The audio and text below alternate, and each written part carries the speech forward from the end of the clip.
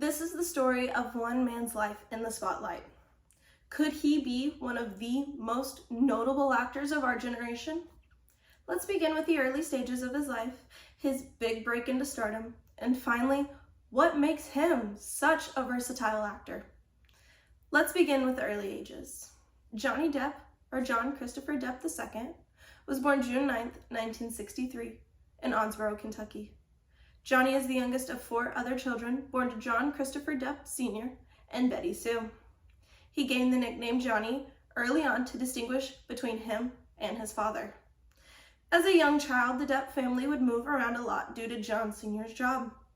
At the age of 16, Johnny dropped out of high school to pursue a music career in his band named The Kids.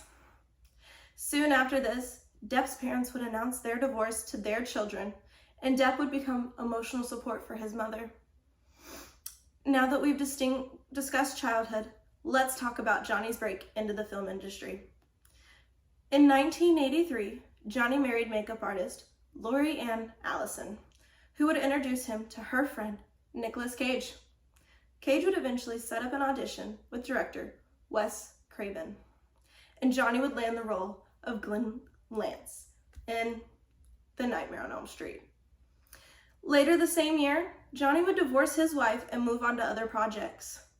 In 1987, Johnny's professional break came along with the role of Officer Tom Hansen in the series 21 Jump Street, where he was to be labeled the teen heartthrob.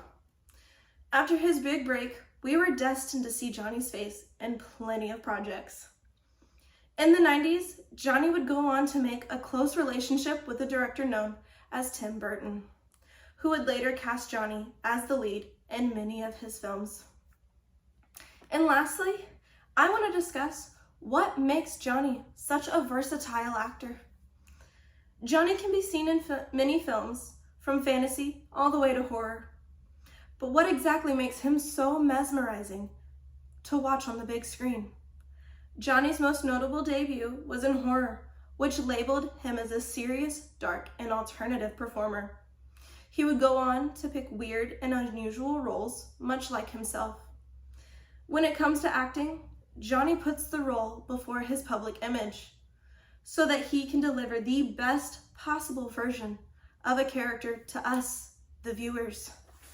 When being cast for the role of the one and only Captain Jack Sparrow, he told the directors that in order for him to take the role, he needed full creativity to dress his own way without their persuasion.